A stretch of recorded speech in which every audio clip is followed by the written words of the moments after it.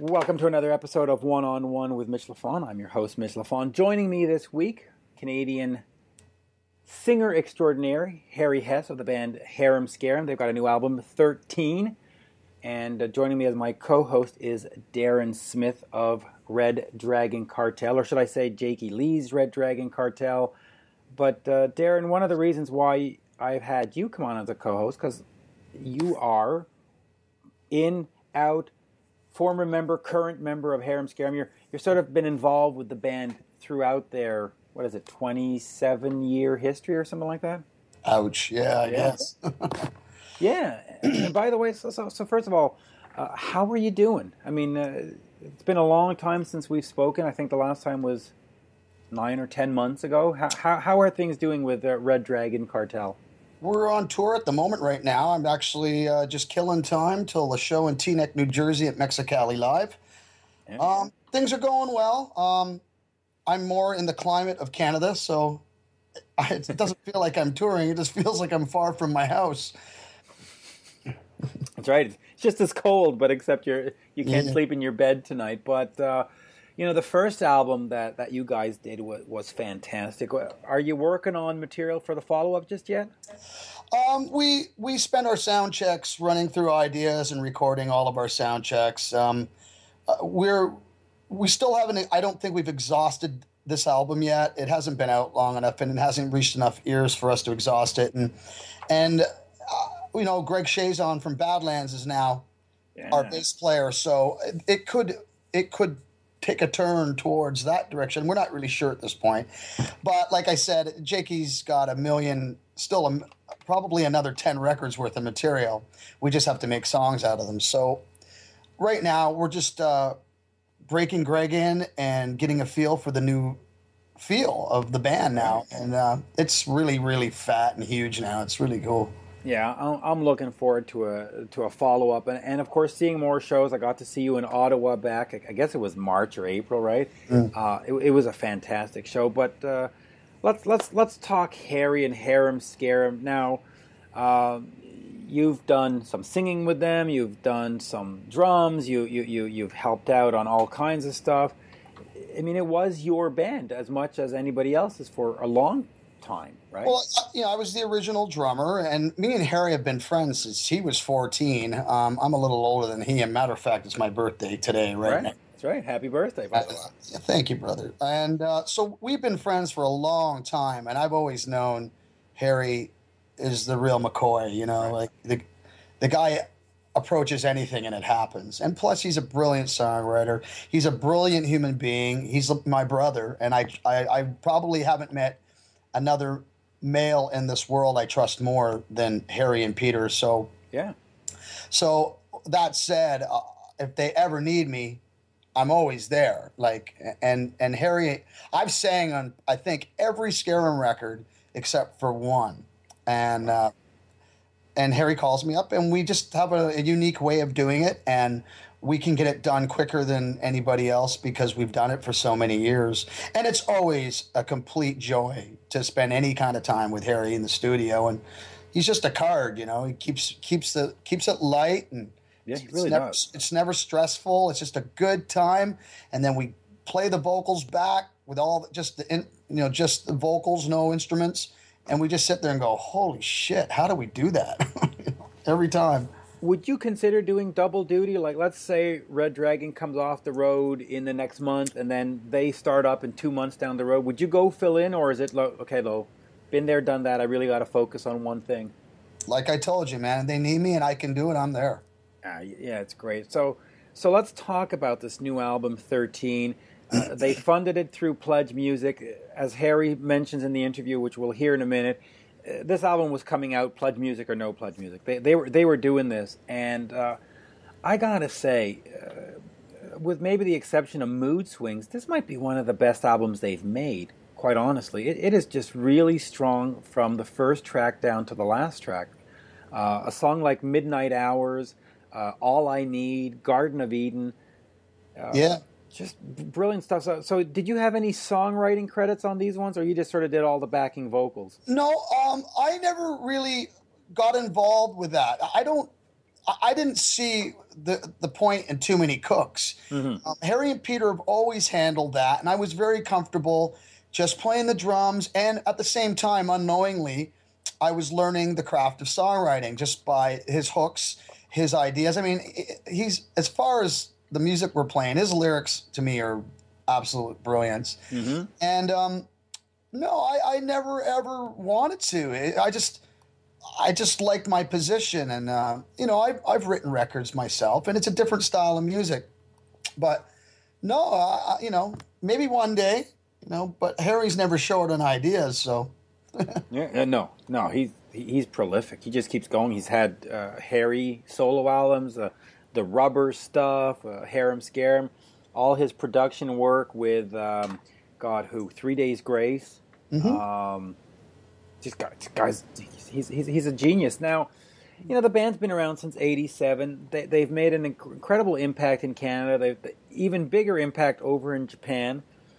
Not so much in the States and other markets. What do you think is keeping the band from, or has kept the band from hitting that next level? I don't know, man. It's like I'm in the States right now, and we may as well have the Berlin Wall between Canada and America. It's like you can't transfer money from here to, they call it North America, but it might as well be two separate continents. It's just, there's just no communication from, you know, north to south. I'm not sure why. I do run into lots of people that have heard of them, but they're the people that are music lovers and keep their ear to the ground and look for other music outside of their country. Right. But for the most part, you know, if it wasn't for Japan and Europe, I don't think we'd be having this conversation. They kept the band alive for many years, and there's a lot more of them out there. So it was a very, very good thing that happened when the whole grunge movement took over and knocked the legs out from every rock and roll band that looked kind of pretty. You know what I mean? Yeah. But I've managed to stay in the business because I'm butt ugly. Yeah. Well, you know, hey, the big album was Mood Swings that came out in '93, I guess it was. Yeah. They redid it in 2013 as Mood Swings 2, and I actually don't have the credits on that one, and I don't even have the CD in front of me. Did you play in that at all, on that one at all? I sang all over it.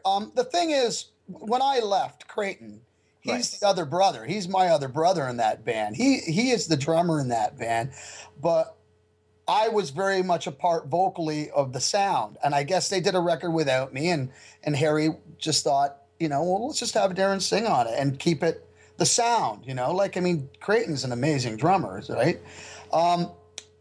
I did the reuniting tour, the anniversary tour, this summer. Oh, actually, it was last winter. I don't remember what it was. It was about a year ago. Yeah. And we had the time of our lives. It was really, really fun, and we always take it tongue in cheek. We don't take ourselves seriously, and it was very enjoyable. I kind of had to learn how to play drums all over again, but it didn't take too long. Do you miss that, being in Red Dragon Cartel and being the front man, not being behind the kit and playing drums? Like, you know, the next Red Dragon, if Jake said to you, I want to have double drum sound, or I want to have it thicker, or I just want you to play, would you consider doing that, or are you sort of your drum days over with? No, man. I move around from guitar. I play guitar in Helix. I play guitar in lots of bands. Helix too, that's right. Yeah, I did 2 years with those guys. You know, me and Mike Hall. Right. I move around so I don't get bored. I'm really enjoying singing, and I really feel I'm improving every day with this thing, and I think I'm gaining a lot more confidence, and I'm not so hard on myself like I was in the beginning. But you know, when I go home, I go and drum for my friends. I'll go and play guitar for my friends. I'll pick up an acoustic and go hit a club with a buddy and entertain. That's what my job is. That's what I was born to do. Like I tell everybody, anybody who knows me, I haven't done it yet, and I'm planning on doing it, but I'm getting tattooed across my forearms. You know, I'm jack of all, master of none, and I'm very comfortable with that. I don't need to be the best at anything. I just need to be honest about what I do. That's right. So you've done Harem Scarem, you've done Helix. I guess we just need you to join Killer Dwarves for a few months. I played drums for Russell for a while. I did. Oh, that's right. On his I guess his acoustic tour, wasn't it? With no. It was before they reformed Killer Dwarfs. Black Penny, Penny Black. It was just before that. Okay. It was just Russell really going to perform songs with me, Stan Mychek, and we had a friend of mine, Adam Arsenal, who's an amazing guitar player, fill in. I just saw it on Facebook, which reminded me of it just the other day. Russell and I, we like to do things that aren't music oriented. We went camping this summer together and had a really good time. He's my big little brother. Right. He's the third one after Pete and Harry. Yeah. I've got some really close friends. Nick Walsh is a very, very tight buddy of mine. The guys in my cover band back home, Live Sex Show, they're all sweethearts. These are the guys I spend all my time with. But I'm on tour with RDC right now, and I'm fully focused on this right now. And I got a show in about an hour and a half. And then I'm planning on having a couple of drinks because it is my birthday. And then we're off to Poughkeepsie. I've never been there. Sounds silly, but we're going to go.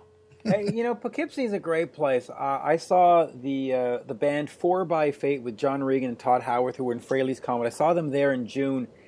And that venue, the Chance, has been Sean there. Kelly. Yeah, with Sean Kelly, right. He's another one of my brothers. Sean, yeah, mine too. I love Sean. I've been friends with him for... Well, let's put it this way. If you meet somebody that doesn't like Sean Kelly, unfriend them on Facebook. Yeah. No, you're right. Sean is the genuine article. I mean, he's talented. He's friendly. He's helpful. He's encouraging. I mean, anything that's a positive word, you can throw it his way and it'll stick. Because he's just one of the most up people that I've ever met. And he plays like an MF, man. Oh, that show with Sean playing at the Chance was brilliant. But just to finish with the Chance, that's a club where, the Police played back like in 1979 and stuff like that. So a lot of history in that club. So you'll definitely enjoy that. Now, speaking of enjoying things, why don't we turn the microphone, as they say, not over to Ace Frehley, but let's turn it over to Harry Hess and listen to him talk about Harem Scarem, the new album, the band's history, and a bunch of other great stuff. Here's Harry. We are speaking with Harry Hess of Harem Scarem. Good day, sir. Hey, how are you? Good.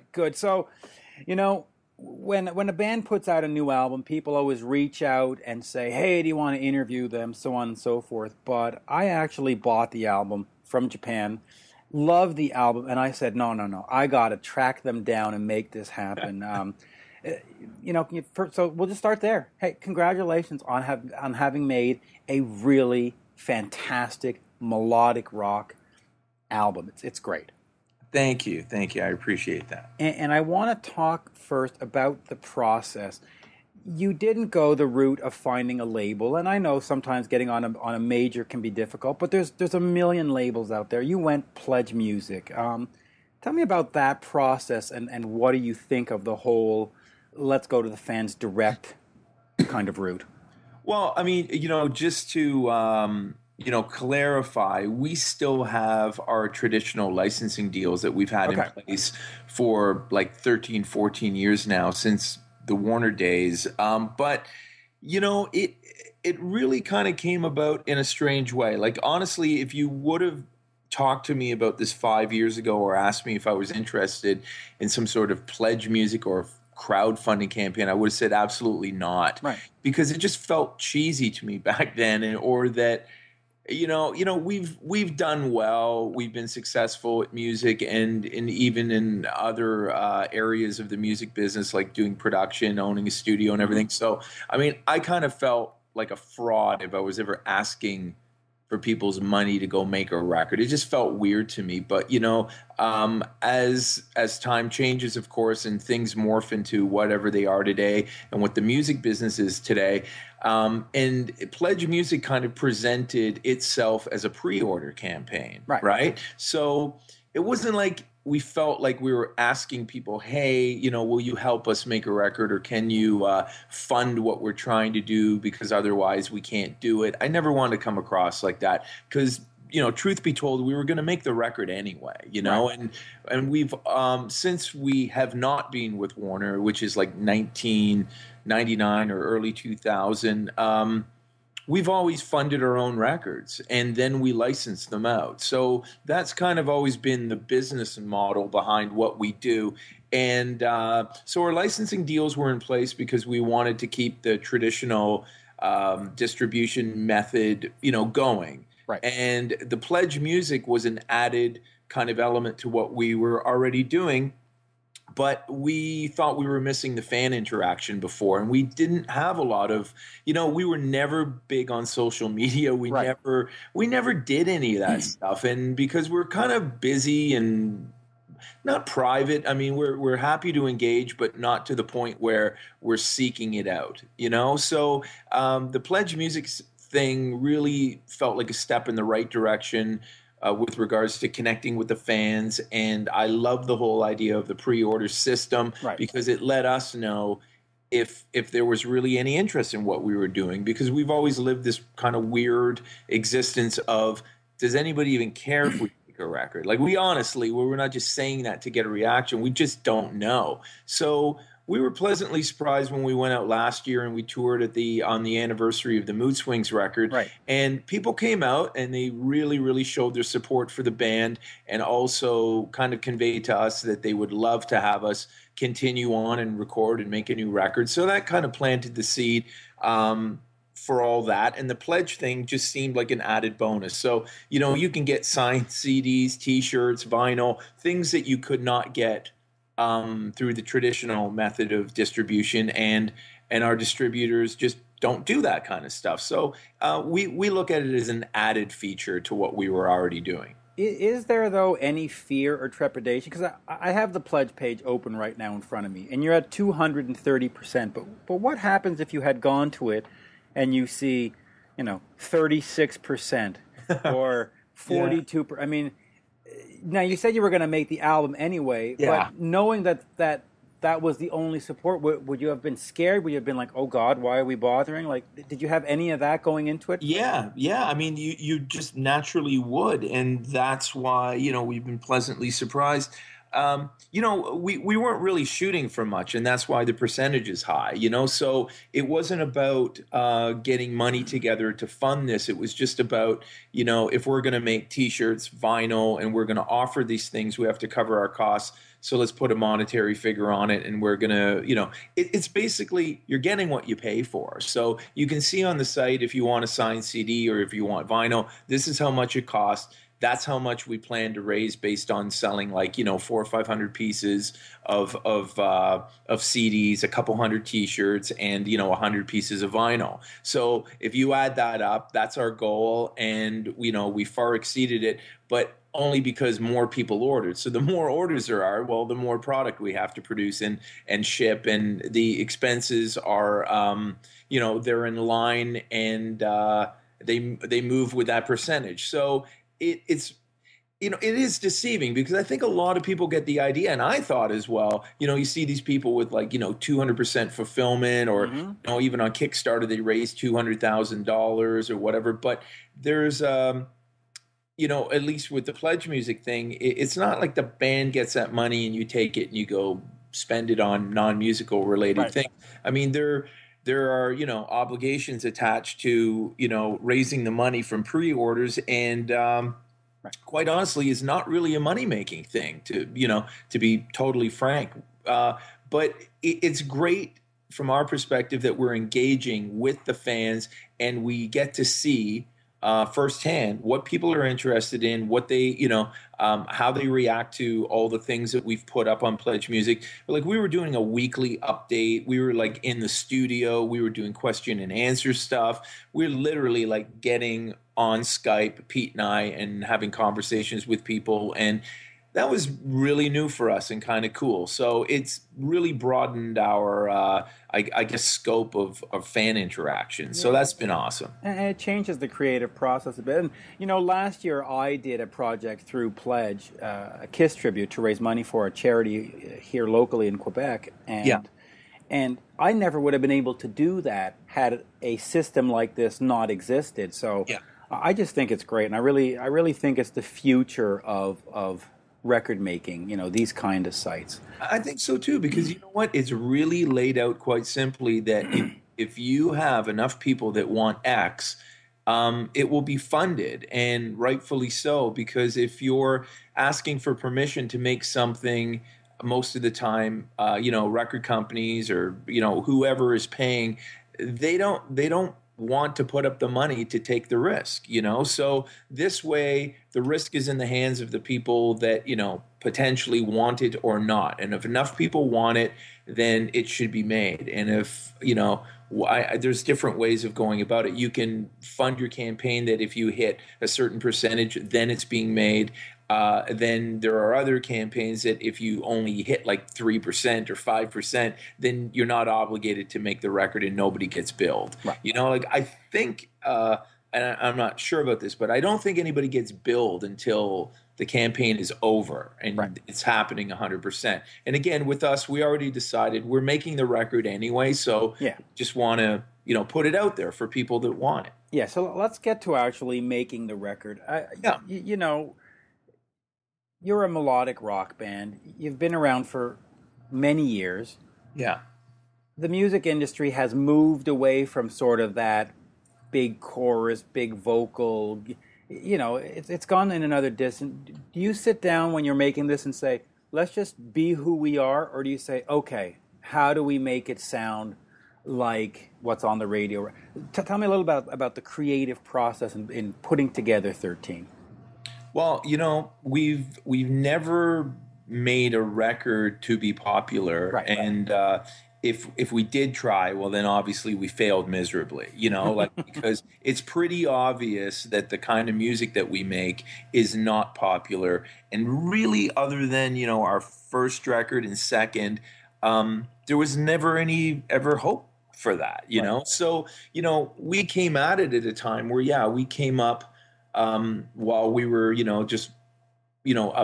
a band that didn't have a record deal at that time, which was maybe like 12 months or something after we formed. But, we were rehearsing, writing, and recording, and those were the first songs we ever did. And we put them out. And, of course, our influences were, things that were popular, 3 to 5 years before that, right?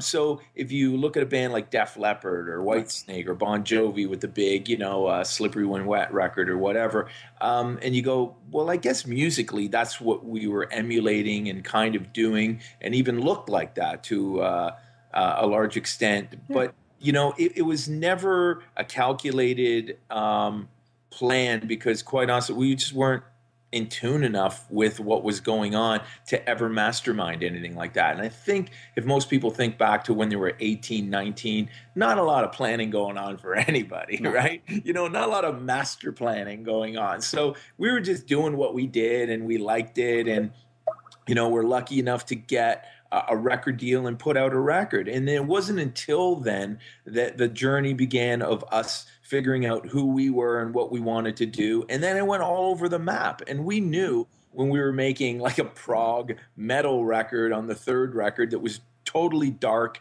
5-6 minute songs, nobody's going to play that. Power pop was popular at the time. But then after hearing tons of power pop, we really kind of liked it and got into it. And we're like, made, those rubber records, and we loved it at the time. We really did. And even if it came up, with the record company, or somebody said to us, this really is, we're going to have a tough time with this. It's not going to work, blah, blah, blah. We would just go, yeah, we don't care, which on one hand is pretty stupid if you're trying to, foster some sort of, fan loyalty or a career. I used to joke, I say, if you want lessons on, how to, basically alienate your fan base, just ask me, we were the quintessential band that could throw everybody off the trail by constantly doing something different and something that would annoy our fan base.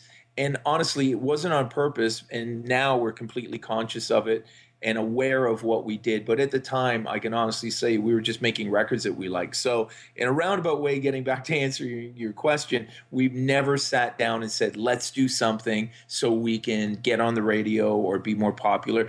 Honestly, we've given up on that like 20 years, 20 years ago. And even at the time when we were hopeful that we'd be played on the radio, it was only a timing circumstance of, hey, you know what we do? That's actually kind of close to what, is on the radio, or a certain genre or whatever. But even now, like, nobody would ever play any of our songs on the radio. And we're not really making records for people at radio stations. We're making records for people that love this style of music, and honestly, it's what we do. It's what we know how to do, for better or for worse.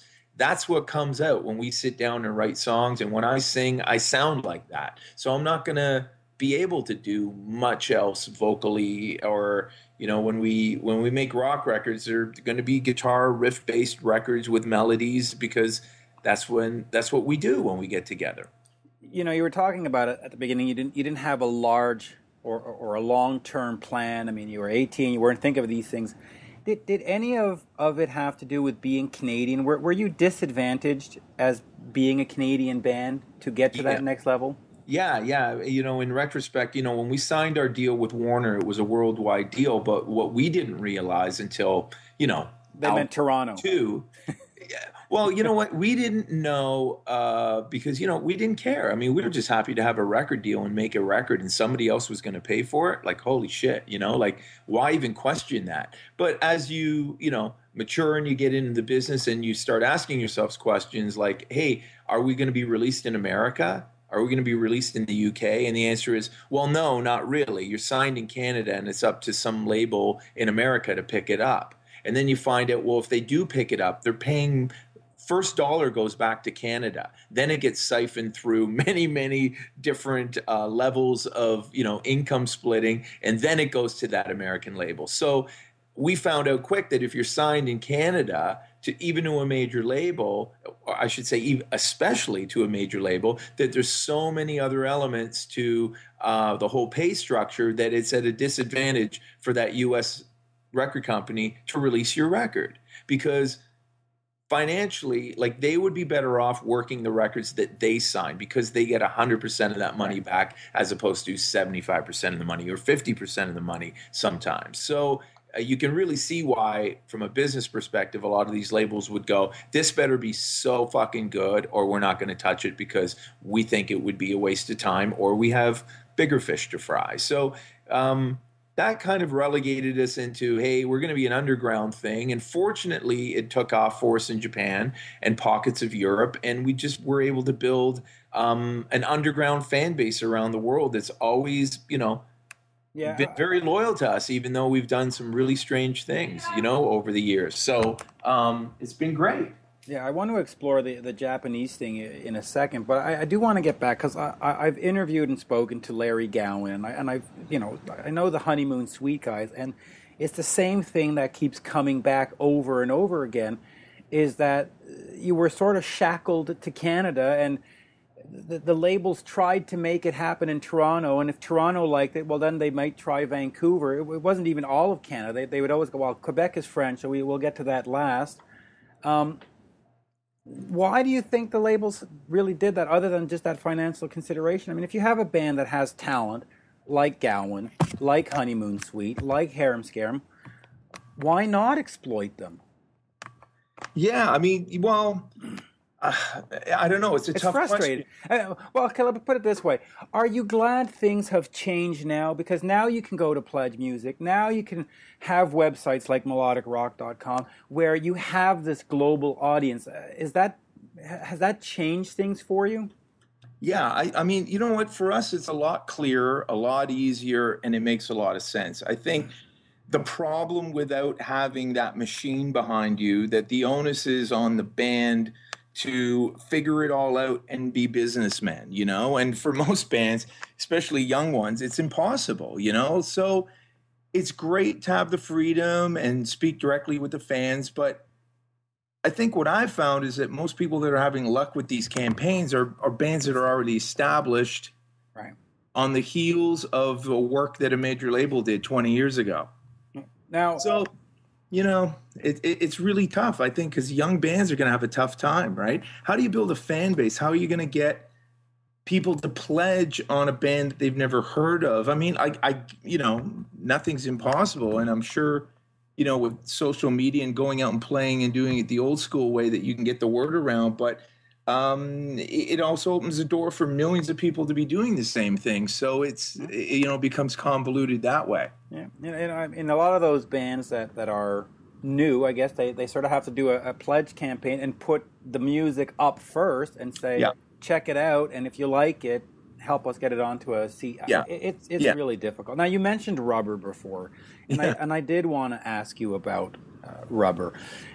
Rubber was basically Harem Scarem for Canada in the late 90s, but the music that was made as Rubber in the rest of the world was sold as Harem Scarem. So what was going on? Why the change? Was it just you were sort of fed up, or did Harem Scarem have some kind of tag to it? Oh, well, that's the 80s band, or what was it? Why? Yeah. Well, like I said, we were signed here in Canada, so most of the conversations we had about, band situations or the music we were doing or the records we were making were directly with, kind of the staff here at Warner Music Canada. So when we musically just decided to make that Rubber record, and it wasn't called Rubber at the time, we were just making a record. And then when it was finished, there were, a couple people at Warner Music Canada thought, you know what? We really like this, and we think it's actually kind of timely, and we think we might even have some luck with it at radio, but we definitely will not if it's under Harem Scarem, And was that insulting? Well, yeah, I mean it is but you know what? When you do this as long as we've done this, I mean, you just develop a really thick skin, and you kind of start to understand the way people think and the way things work, and you just kind of go, why would anybody invest the time to think any differently about a band? They just, to us, we were like, they don't know, they don't know who we are. They don't know what we do. They wouldn't be able to, tell you one of our song titles if their life depended on it. They've just heard of us and they've seen, what we look like, and they just decided, yeah, that's that thing. It can never be anymore, and that's over with. So these guys, therefore, are over, right? And, as a musician, you just want to make music and keep going, and we don't really worry too much about those things. But at the end of the day, you have to, because if you get dropped or you're, no longer financed by someone, then you're not doing what you want to do. So it's always in the back of your mind. But we've, for better or for worse, have always, kind of done what we want to do. So, when we made the Rubber record, the label actually suggested in Canada, they said, look, why don't you guys come up with another band name? And just for fun, they said, I'm going to take this. The radio guy said, I'm going to take this to 5 key radio stations, and I'm just going to tell them it's this band, a new band named Rubber that we signed, right?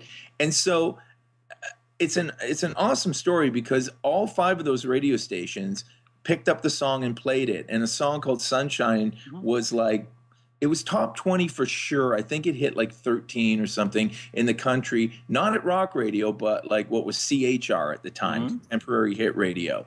And so it just goes to show that people really, really judge by, a book by its cover. Yeah, they preconceive and they go, hey, this is going to be this. Or we even had one radio station figure it out and say, honestly, if I would have known this was Harem Scarem, I never would be playing this song. And they were already playing it. And even after they were already playing it, they said, if we would have known, we wouldn't be playing this. Yeah, and I know those stories. They're terrible stories. But now we're 15 years on from that decision. Do you look back and think, man, I should have just stuck to my guns? That was a terrible decision. Or do you say, hey, listen, it is what it is? And well, you know what? Again, at the time, I mean, there's so many people injecting their opinion, and we've always been pretty easygoing about the business side of it, only because we think it should take a backseat to the music side of it. And stupidly, we've kind of always just gone, you know what, let's just make a record and do our thing. And if they want to do this, well, then let them do it. Who cares, right? It's really the backlash later on, or just the complications of, it being Rubber in one country and then Harem Scarem in another. Because you know what? Warner Japan, which was our biggest territory at the time, I mean, we sold like 50,000 units in a day, like on one of our records, around that time.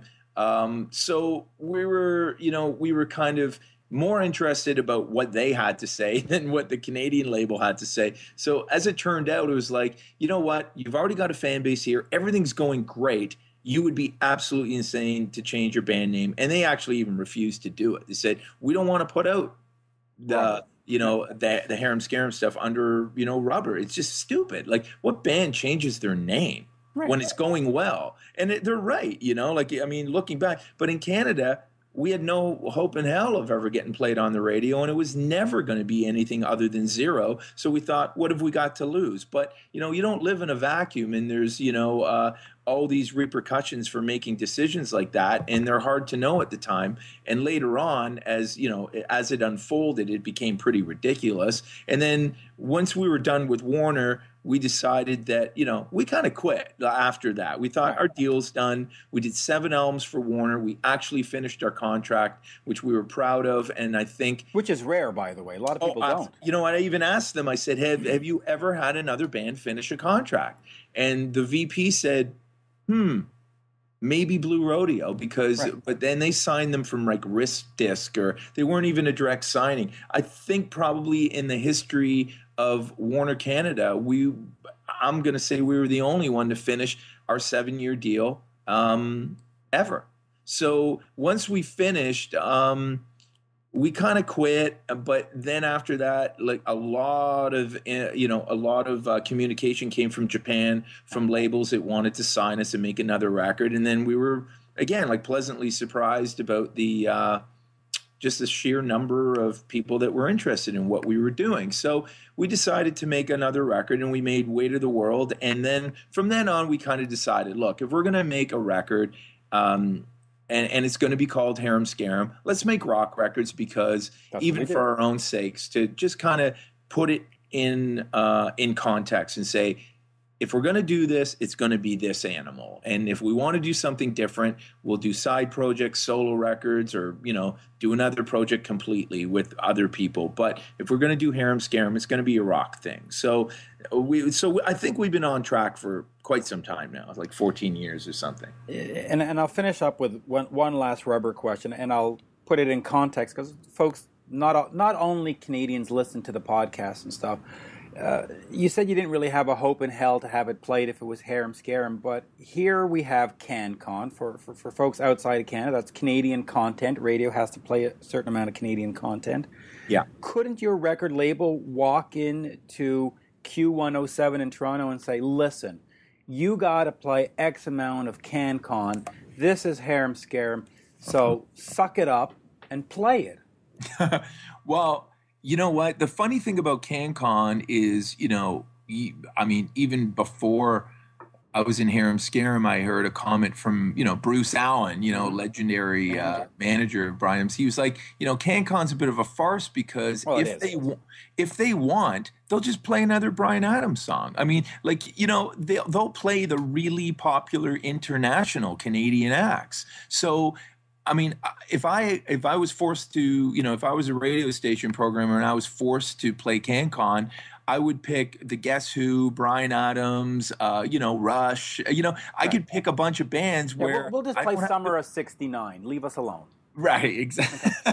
Yeah, I mean, I don't have to pick some band that's struggling, or it's kind of like I've never heard of them or whatever, and, offend the listeners with, music that maybe they want to hear or maybe they don't. But I can go to iconic Canadian rock bands and play that music if I have to fulfill CanCon. Yeah, I guess that's one of the things where CanCon breaks down, is that it's supposed to foster, Canadian culture and stuff, but there's really no mechanism to foster new and upcoming. Like you said, we could just say, listen, we have the Guess Who from the 70s. We'll just keep playing that. Yeah. There should be something in those rules that says it has to be X% of something that has come out in the last 4 years or 2 years, or just to keep new artists coming up, because Yeah. But I mean, unfortunately, you're right, it doesn't. yeah, I don't see what's so good about it, for the long term, health of, yeah, new music coming out. I mean, it just doesn't, but it's a short term kind of mentality of, if I'm program director at X radio station, and if I play stuff that people haven't heard of, I get, phone calls, and my job's in jeopardy. I mean, it's really about self-interest and people kind of promoting their own little agenda to kind of keep their job in place and make sure that everything's fine. And every industry is like that. I mean, everybody goes to work to kind of succeed and do well, and hopefully get through the day with the least amount of resistance as possible. And I think music, although it's a creative, artsy thing, it falls under the same category when it comes into situations like that. Unless the guy has a personal interest in helping us out, he probably won't. So it's a miracle that anything ever works and sells, and that's why nobody's bottled it up and they can't recreate it. Even people that have been successful can't do it again. Yeah. With the same resources and connections, and because people always talk about, if it's all about this and it's all about that. Well, it's a combination of many things, but it's not about anything that you can actually pinpoint. It just isn't, because I can always contradict it with another story of, okay, well, why this then, or why that? So it is a curious thing, but you know what? There are always new bands. There are new hit songs, and there's new artists breaking through every year that we didn't hear of the year before. So, I think the music industry, is, as far as creating new talent, is still doing what it's doing. I mean, rock is having a tough time, obviously.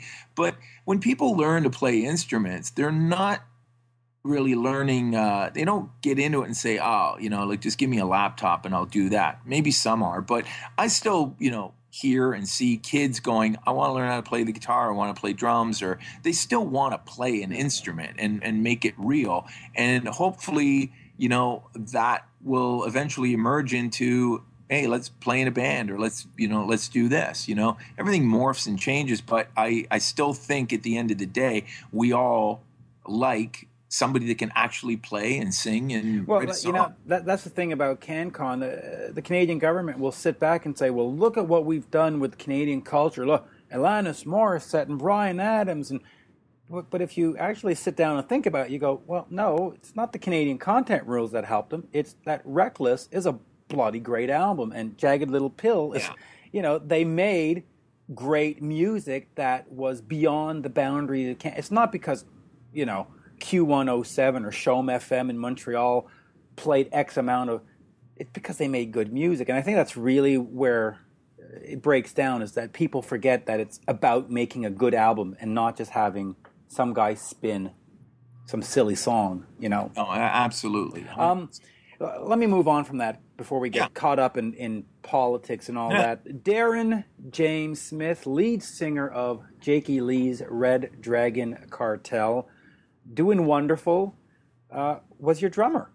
Yes. And he's still going to come out and do some shows with us next year. Yeah, so tell me about Darren. I've spoken to Darren. He's friends with people I know, like Russ Dwarf of the Killer Dwarves, and just a great guy, great talent. I mean, he's played guitar with Helix, he's drummed with you, he sings with Jakey Lee.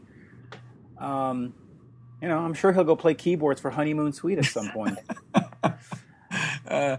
Yeah, he's always been one of those guys. I mean, I've known Darren since I was 15. We grew up in the same city, but around the corner from each other. And, as a small community of musicians that were kind of, just joining bands and doing little gigs here and there, I ran into him and we became friends and started, working together. So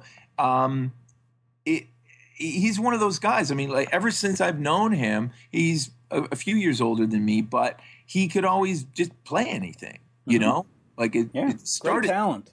Yeah. So it's raw talent and it's very real. And he's, an incredible singer, always has been, but I think now better than ever.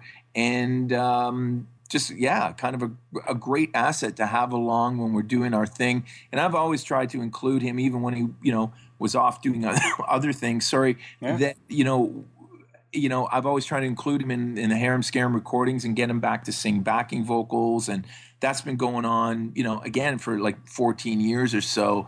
So I mean, it's, kind of like an ongoing, band member, but he goes off and does other things. And so do we, like we record and work with other bands and stuff. And we like it that way. It's kind of cool.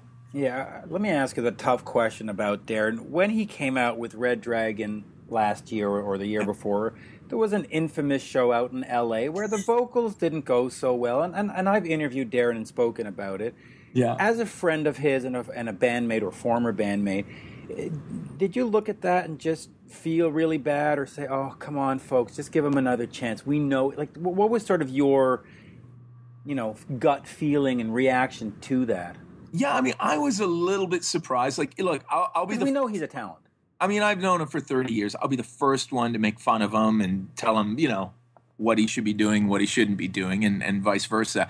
And so we've always gotten along, great that way, and have always been very honest with each other, Well, that's it. Did you call him and say, Darren, look, I love you, but...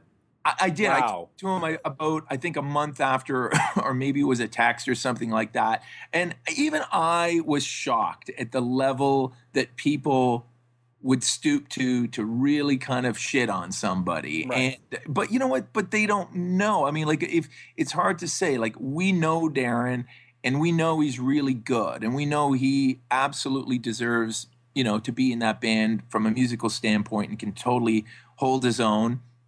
But the way it came across was this guy's, some Lugan from Canada. He belongs in a bar band. He can't sing for shit and blah, blah, blah. And I mean, and we just don't think that's true. And we know that it's not. But to be fair to the critics, that wasn't a good performance. No, it wasn't. And so, I mean, it's just bizarre because we don't know what to think because I'm just going to stop that from ringing. And so we,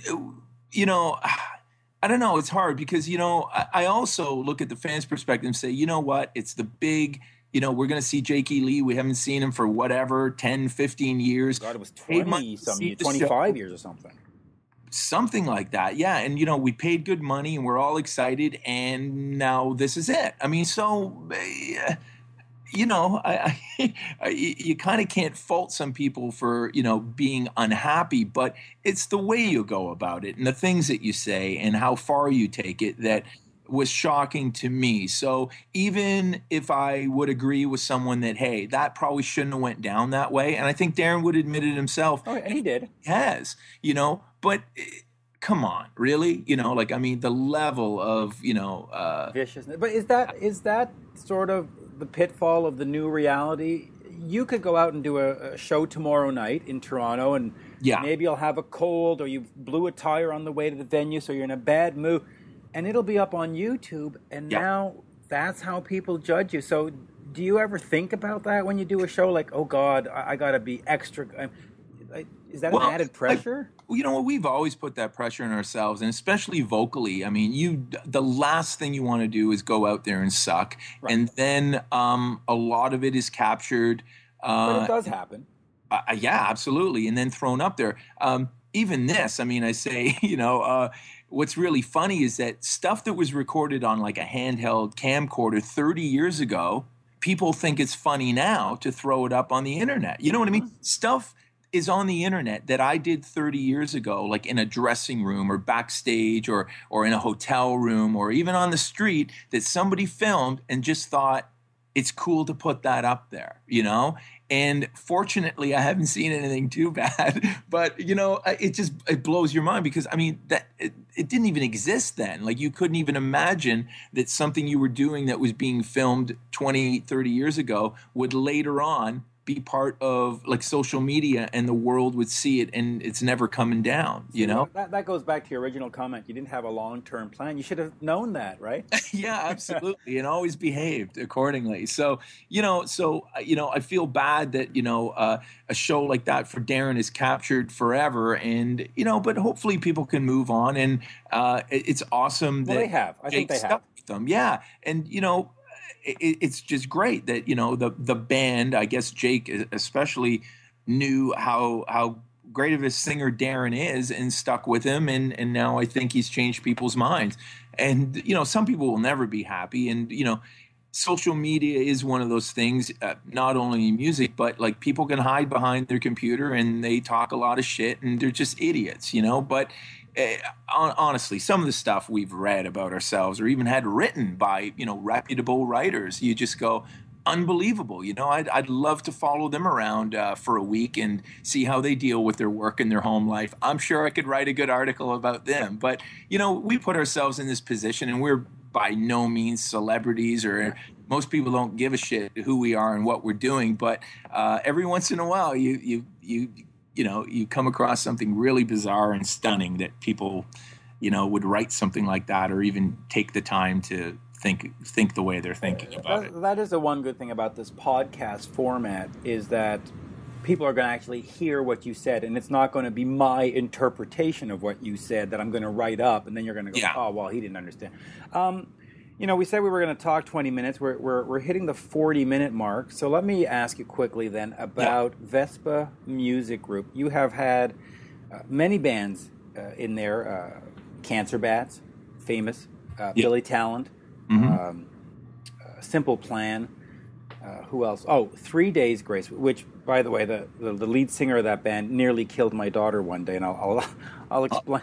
Yeah, we were at a show at the Metropolis in Montreal, standing on the side of the stage. My daughter was only 3 at the time, and they were getting into the show. The energy was great, and he threw the entire mic stand to the side of the stage, where, normally a roadie would just pick it up. It went about an inch above my daughter's head.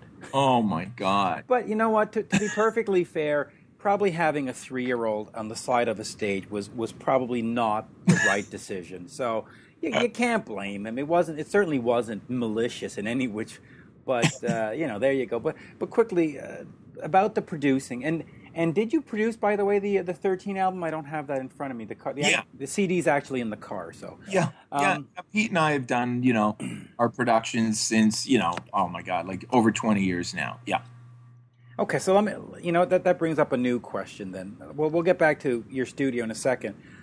My biggest criticism of the last 2 Kiss records is that Paul Stanley produced them, and I always feel, and I feel strongly that you need that set of extra ears to come in there and say, all right, boys, this is great. This is not... You're producing it yourself. Obviously you disagree with me since you're producing it yourself, but don't you feel or don't you think that it's good to have somebody else in there? Well, you know what? It really depends on what kind of a background you have in record making. I mean, I think the one thing I can do is step outside of what I'm doing musically and have an objective opinion about it. And I mean that in a way that from songwriting as well. So I'm pretty hard on, what I do and the performances and the songs that we end up, recording. I mean, we probably dislike them, and I'm in a weird sense. Right, I know what you mean. Or more than most people that buy it would. And I know that makes no sense, but also maybe it's devil's advocate, all the time. But see, even that, maybe you're too hard on yourself. I mean, I can see it's easy to say, you look at Billy Talent and say, Billy, you need a chorus here, you need to do it, change that up, a drum fill. But with yourself, it's your baby. It comes from you, and sometimes we are our harshest critics, and that can also be bad. I don't know. It just seems. You know what? Honestly, kind of bringing it full circle is like having the studio as long as I've had, working on other people's records as as a mixer or a producer, or just being a songwriter involved in someone's record. I've had the luxury of being involved in many different facets of record making, and I've got to tell you that even the list that's on VespaMusicGroup.com, if anybody wants to check it out, the bands that have recorded at the studio, most of them I've been involved with, and they know what they're doing. Right. The good ones, like let's say if you were to produce, the last AC/DC record, you really don't have to tell them, what to do. Like, there are guys that work at a different level, obviously, like a Mutt Lang or whatever, that, he can even write your song for you if you like. But, production literally started out as a guy that organizes stuff, This is the studio, that's what you do, because the bands hopefully were self-sufficient enough to write their songs, get in there and play them, and do it in a way that they could come out with a record, and then production kind of really, really took over, and does now in the pop world exclusively, because you know what, the producers are more important than the artist in the pop world. And I know, making rock records, you're still very reliant on the talent and the insight of the individual musicians, and also collectively as a band. So getting back to the question is like, if it's me, Pete, and Creighton, and we're cutting drums, or we're, figuring out even how it's all going to work together, between the three of us, we have a pretty good insight on what all the options are. We go over them, and then we collectively decide on the direction. So it's kind of like having three producers in the room. And a lot of the bands that I've worked with, I mean, I got to tell you, like, they're really good at what they do, and they write their songs, and they know what to do, and they know what they want. A lot of times the producer is there to kind of be like a fifth member, and I see them as a referee.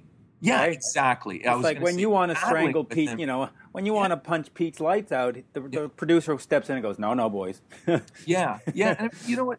Yeah, it all depends on who you are and your working relationship, internally, and also your experience in the studio. Because a lot of people were like, I know what I want, but I'm not sure how to articulate it. I'm not sure how to get it. I don't know what gear to use, and this and that. And I mean, we've been doing it for so long that, we could have used a producer in the late 90s, where we veered away from the producer of our first three records with us. And, we just wanted to do it ourselves, because for selfish reasons, we just wanted to learn it and do it. And so there were a bunch of records that were probably not as good as they should have been or could have been had we worked with somebody more experienced than us at the time. But now I feel, honestly, that we're those guys, and we're doing that for other people. And when we get together in a room, we're the first ones to start picking it apart and trying to find ways to make it better.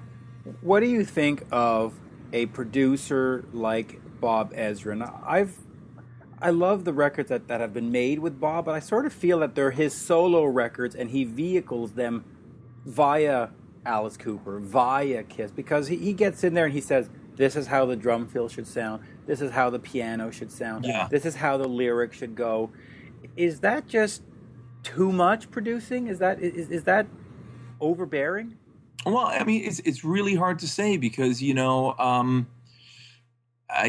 mean, I totally get what you're saying. Like a lot of talented producers that put their stamp on something a little bit too heavy is it's debatable whether it's valid or not. I mean, there's lots of versions of good. Right? So if the fill would have went this way instead of that way, would the song not have been a hit? I mean, we have no way of knowing, because it was done a certain way at the end, and that's what we have to live with. Say, and someone can say, well, see all the changes that I made and how great this is, but the reality may be that it would have been great anyway, because the song is great, and whether you played this fill or that part or whatever, it probably wouldn't have mattered so much. It's kind of window dressing for what was already there, but that can't be just thrown away as just frivolous comments, because they're not. Because a lot of times, people don't get the transitions right from one part to another, catching the mood, and sometimes people are so focused on their part in their playing that they don't look at the big picture. So, unless you're there, you really have no idea. And that's what always struck me as funny, is people, bands seeking out producers because they produced their favorite record, So, I remember a friend in a band who remained nameless. He was like, "Oh, we want to get Ted Templeman because he did those Van Halen records, and I love those Van Halen records. Well, they go down, they work with him. It's an absolute master, right? Well, because you know what? First of all, Eddie was doing what Eddie was doing anyway, no matter who was in the room. And he's a talented producer. And Dave came in and scatted what he was going to scat anyway. Well, exactly. And it's just another version of it, probably with another opinion inserted in there. But I mean, for anyone to think that now your record's going to sound like Van Halen and you're going to play like Eddie because you worked with a guy that happened to be in the room with him once is absurd, but people do it. And record companies traditionally did that. Oh, you need so-and-so to mix your record because he mixed the new this, and you're like, are you kidding? They're different songs, different performances. And a lot of these times people are in the room when something great happens and they get to attach themselves to something that was popular. But there's guys that have won Grammys that don't know their way around a recording studio. I guarantee you. Oh, absolutely. And you also, back in the day in the 70s, you had the studio's producer. I mean, Tom Werman made a bunch of great albums, but at the end of the day, it's because the bands had great songs, because he was just the guy that was on the roster, and they'd say, okay, well, go over there and work with Cheap Trick. Go over there and work with Motley Crue. Oh, absolutely. I know a friend that worked with Queen because he was one of the staff engineers at Decca in England at the time. I think Nick Blagona said that he worked with Tom Jones because he was slated to come in that day. It wasn't about, we're going to hook you up with this person and that. You came up through the ranks as an assistant, then became an engineer, and then it was literally every other day some giant act was coming through, and that was a part of your credits. But to for that guy to run around and say I'm responsible for the success of Queen, which he wasn't, but I just mean as an example of someone that was opportunistic with their situation and saying that they were a part of something that it kind of that party would have went on anyway, and but that's that's life. That's the music business. I mean, record execs do that. I've talked to 10 people that said they signed the same band. You know what I mean? And they were responsible for breaking this because in their mind they were. Oh, I did that, or I did this. And I go, 2 years later, I run to another guy that says, well, no, I did that, and I did this. So it's just human nature for people to take credit for things like that. And I don't think production is a lot different. But there are guys that just are game changers, that really put it into focus. And I think it's super important for young bands, especially that don't do it every day. But if it's something you do every day, like we do, we're in the studio every day, collectively and individually. And when we come together to make records for ourselves or other people, it's kind of based on a history of 20-something years of recording ourselves and other people.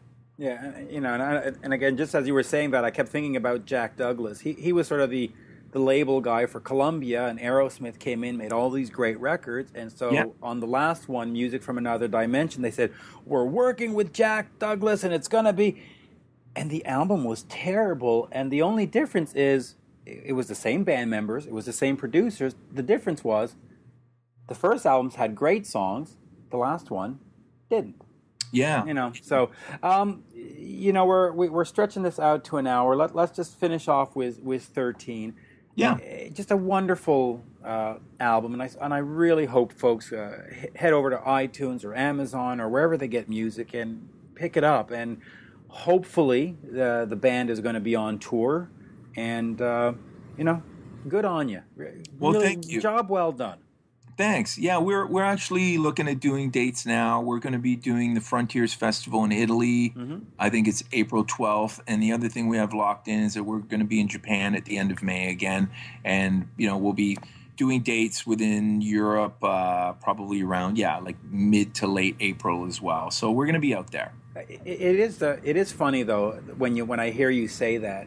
Here you are, a Canadian band, and it's not like, oh, we're going to play Ottawa next week and Montreal the week after. It's, we have to go to Japan. We have to go to Italy. It's just amazing how it works, that there are some territories where, you're at this stature of near gods, and then you come in your backyard and people go, oh, yeah, them. Okay, great. Yeah. I mean, look, Canada, honestly, for maybe almost close to 20 years for us have been warm-up dates. Yeah, and it's a pity. It's a shame.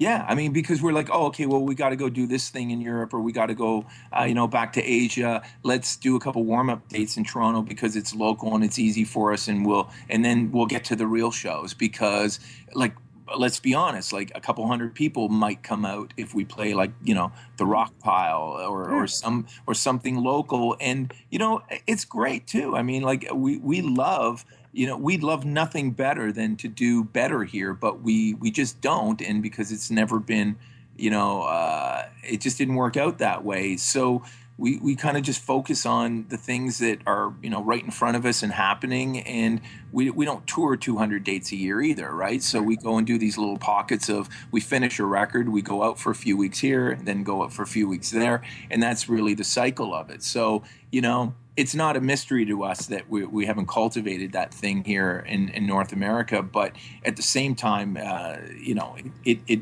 just didn't seem like it was in the cards for us. But let's look at the positive. You've had a music career, and not a lot of folks can say that. You've been doing this for 25, 30 years. Yeah. Whether it's production or writing or whatever it is, you're not working at Tim Hortons. And that is a testament that, because a music career is really 1 in a million. In fact, it's probably 1 in 10 million, right? No, it's true. And I mean, we'll whine sometimes, but really at the end of the day, I think we're very appreciative and understand that, because we know, well, first of all, we have no other skills, and we're fully, that's right. We work really hard at making this work for us. But at the end of the day, honestly, yeah, I mean, I can't believe it sometimes, that every day I get up and I'm working with bands or I'm writing songs and making music, and I've been able to do that all around the world. I've worked everywhere, either playing or producing or engineering. So been extremely lucky, and I don't take that for granted. So it makes me, it inspires me to work harder, and so I can continue to do it. Yeah, absolutely. Harry, an absolute pleasure. I've taken triple the amount of time that I said it was going to be, but it was definitely worth it.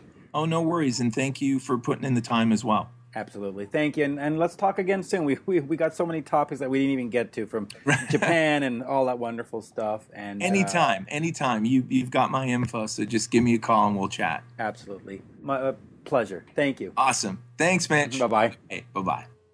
There you have it, folks, my interview with Harry Hess of Harem Scarem. Listen, I hope you enjoyed that, but you absolutely have to pick up the album 13.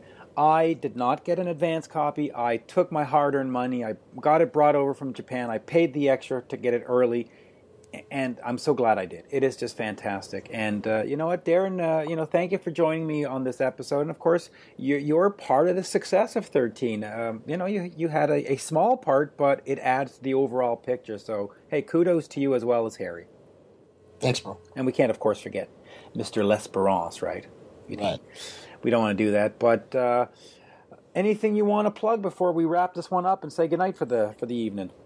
Well, I really like to plug my microphone in and do a rock and roll show tonight, but that's not for about an hour and a half. Yeah. But maybe you could go check out reddragoncartel.com. Yep. And let us know what you think of our album. Yeah. You know what? That album came out, 6-7 months ago? But it was just a great return to form for Jake. So nice to see him after, 25 years or so not being in the biz. Hey, continued success to you, to Jake, and of course, continued success to Harem Scarem. I'm looking forward to 14. And folks, remember, listen to One on One with Mitch Lafon on iTunes, iHeartRadio, Spreaker, TuneIn. If you like what you hear, head over to iTunes and leave a positive review. Go to your Facebook, go to your Twitter, share the show, and thank you. Thank you, folks. Thank you, Darren. You're very welcome. Thanks, Mitch. Thank you. All right. Perfect. All right.